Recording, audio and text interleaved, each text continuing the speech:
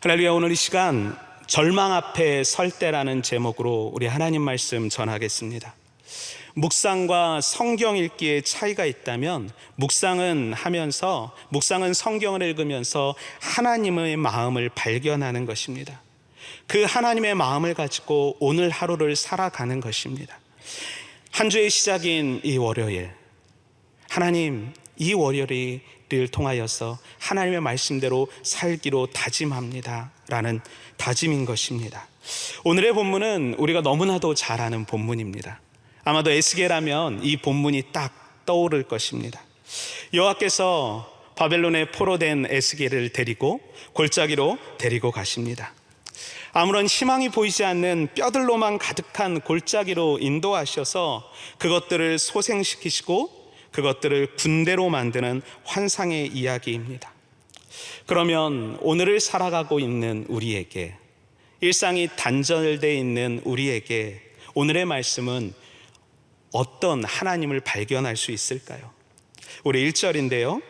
여호와께서 권능으로 내게 임하시고 그의 영으로 나를 데리고 가서 골짜기 가운데에 두셨는데 거기 뼈가 가득하더라. 1절은 여호와의 영이 에스겔을 데리고 골짜기 가운데 뼈가 가득한 곳으로 데리고 갔다라고 말합니다. 그렇다면 여호와의 영이 왜 아무런 소망이 없고 희망도 안 보이고 절망으로 가득한, 뼈들로 가득한 그곳으로 데리고 갔을까요? 우리 지금껏 에스겔을 묵상하다 보면 에스겔이 이 성령의 연관성 없이는 이해할 수 없는 선지서였음을 여러분 아실 것입니다.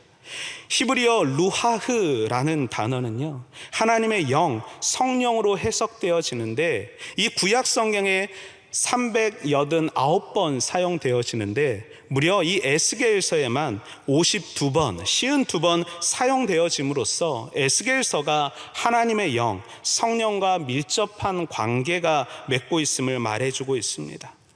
그리고 오늘 본문에서 사용된 루하흐는 단순한 모습의 변화, 이끌어가는 인도자가 아니라 근본적인 회복, 근본적인 변화를 주는 존재임을 말하고 있습니다. 그렇다면 여러분, 성령이 하시는 일은 무슨 일일까요? 요한복음 14장 17절은 성령이 진리의 영임을 말하고 있습니다. 그가 오시면 그가 모든 것을 가르치시고 생각나게 하는 역할을 감당하신다고 말합니다. 결론적으로 말해 여호와의 영이 에스겔을 암흑의 땅, 절망의 땅, 뼈들로만 가득한 그곳으로 데리고 갔던 이유는 여러분 기억나게 하기 위해서입니다. 무엇을요? 우리 6절과 13절에 반복되어 사용하는 문장이 있습니다. 내가 여호와인 줄 알게 하시기 위해서라는 것입니다. 에스겔을 읽다 보면 이 문장이 무려 54번 반복되어지는데요, 하나님이 여호와 되지 않았기에 아마도 일이 많이 사용되어진 것 같습니다. 아니라 하나님 이외에도 여호와가 많이 있었던 것 같습니다. 그래서 하나님께서 심판과 재앙의 모양을 통해 내가 누구인지를 알게 하시는 것이지요. 바로 하나님 자신 외에는 다른 신이 없는 유일한 대체에 불과한다. 우리가 이것을 인정하지 못할 때 축복의 모양으로 하나님을 경험하는 것이 아니라 저주의 모양으로 하나님을 경험하게 되는 것입니다. 여러분, 한 주 동안 어떻게 하나님을 경험하시겠습니까? 저주와 절망과 낙심입니까? 아니면 축복입니까? 기적입니까? 간증입니까? 여러분, 이 여호와라는 단어, 내가 여호와인 줄 알게 하기 위해서, 여러분, 이 여호와라는 단어는 하나님께서 자기 백성들을 자기 백성을 구원하실 때 사용하는 단어로 하나님의 신실하심과 인자하심과 관련된 단어입니다. 창조주요, 통치자로서 절대적인 힘과 권위를 지니신 하나님을 나타낼 때 이 여호와라는 단어를 사용합니다. 그렇다면 우리의 삶에 하나님만이 여호와이신가요?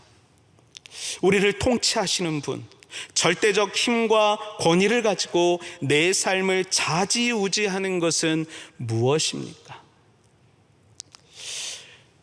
너무나 힘든 시기를 보내고 있습니다. 물질도요, 관계도요. 그래서 사람들이 이 시기에 물질을 여호와인 줄 알고, 자녀의 관계가 여호와인 줄 알고, 직장이 여호와인 줄 알고, 아니 오늘을 버텨야 할 월세가 여호와인 줄 알고 달려가고 있습니다. 하나님만이 우리의 여호와 되실 때 회복의 영, 이런 근본적인 변화의 영 루하흐의 임재하심이 여러분 우리의 삶을 일으켜 세울 줄 믿습니다. 우리가 절망 앞에 선 이유, 그 가운데 하나님이 여호와이심을 발견하기 위해서입니다. 오늘 절망 가운데 여러분 전진하셔야 됩니까? 오늘도 밑도 끝도 보이지 않는 그 상황 가운데 나아가셔야 합니까? 하나님께서 왜 우리를 그 가운데 서게 하십니까? 말씀하십니다. 내가 여호와란다. 내가 그 상황을 역전시킬 여호와란다. 여러분 3절입니다. 그가 내게 이르시되 인자야 이 뼈가 능히 살 수 있겠느냐 하시기로 내가 대답하되 주 여호와여 주께서 아시나이다. 이 뼈가 능히 살 수 있겠느냐. 여러분 어떠세요? 여러분 어떻게 답하시겠습니까? 지금 이 절망의 상황, 낙심의 상황, 아무것도 답할 수 없는 상황, 답을 찾아 헤매지만 답해 주지 않는 이 상황 가운데 여러분 어떻게 답하시겠습니까? 만약 하나님께서 저에게 뼈들로 가득한 그 상황, 포로된 이 상황 가운데 물으시자면 저는 이리 대답할 것 같습니다. 하나님 왜 그래요 자꾸? 나 너무 힘들어요. 왜 자꾸 날 힘들게 하세요? 안 그러셨잖아요. 하나님 계시기는 한 겁니까? 아니 패망시키기 전에 승림을 보여주시면 되지. 이제 더 이상 희망 고문 아니 됩니다. 하지만 현실에 눈을 닫고 믿음으로 눈을 연 우리 에스겔은 이렇게 대답합니다. 뭐라고요? 주 여호와여 주께서 아시나이다. 이 뼈가 능히 살 수 있겠느냐? 주 여호와여 주께서 아시나이다. 절망뿐인 상황에서 나의 주권을, 나의 권리를 주장하지 아니하고 하나님께 온전히 내맡겨진 삶, 권리 이양인 것이죠. 주 여호와여 주께서 아시나이다. 주님 나는 잘 몰라요. 이 환경만 바라보면 저 뼈들이 어찌 살겠습니까? 이 절망 앞에 해답을 어찌 하겠습니까? 하지만 하나님 아시지요? 하나님이면 하시잖아요. 왜요? 이 세상을 창조하시고 통치하시고 이끄시는 분이 여호와시잖아요. 여러분 이 고백이 이 에스겔 가운데 있었다라는 것입니다. 절망 앞에 설 때 우리는 하나님만이 여호와인 줄 알기에 고백해야 됩니다. 주께서 모든 것을 아시나이다. 오늘 이 새벽에도 이 고백이 있을 줄 믿습니다. 주께서 우리의 모든 것을 아시나이다. 그러니 에스겔과의 대화가 계속되어집니다. 네 말이 아닌 나의 말을 대언하라고 말입니다. 4절 하반절인데요. 너희 마른 뼈들아 여호와의 말씀을 들을지어다. 그리고 5절입니다. 내가 생기를 너희에게 들어가게 하리니 너희가 살아나리라. 하나님은 마를 뼈가 살 수 있는 비결을 정확히 말씀하십니다. 첫 번째 뭐라고요? 여호와의 말씀을 듣고, 두 번째 여호와의 생기가 들어갈 때입니다. 절망과 좌절의 공동묘지에서 도망할 수 있는 비결은 단 한 가지입니다. 말씀을 듣고 성령 충만한 삶을 살아갈 때 좌절의 무덤에서 빠져나와 이전에 꿈꾸지 못했던 놀라운 삶을 경험하게 될 것이라는 것입니다. 하나님께서 이 에스겔을 파수꾼으로서 명령하셨습니다. 여러분, 파수꾼은 내 생각을 말하는 사람이 아닙니다. 상황을 바라보고 해석해서 말하는 사람이 아니라 본 그대로 여러분 말하면 족합니다. 다시 말해 하나님 나라의 파수꾼으로 세상이 보여주는 상황을 바라보는 사람이 아니라 하나님께서 보여주시는 상황을 말하는 사람이 바로 하나님의 파수꾼이라는 것입니다. 내 상황을 바라보는 것이 아니라, 내 절망을 바라보는 것이 아니라 하나님께서 바라보시는 그건 내가 여호와란다. 이 뼈들 가능할 수 없지. 하지만 그 뼈들 가운데 누가 있다라고요? 내가 있잖아. 나로는 할 수 있잖아. 하나님께서 우리를 에슬게가 같은 하나님 나라의 파수꾼으로 세우신 이유는 이 세상의 말이 아니라 하나님 나라의 복음을 위하여서 부르셨고 사명 주셔서 오늘 이 시간 새벽 모니터 앞에, 핸드폰 앞에 앉아 여러분 서게 하신 것입니다.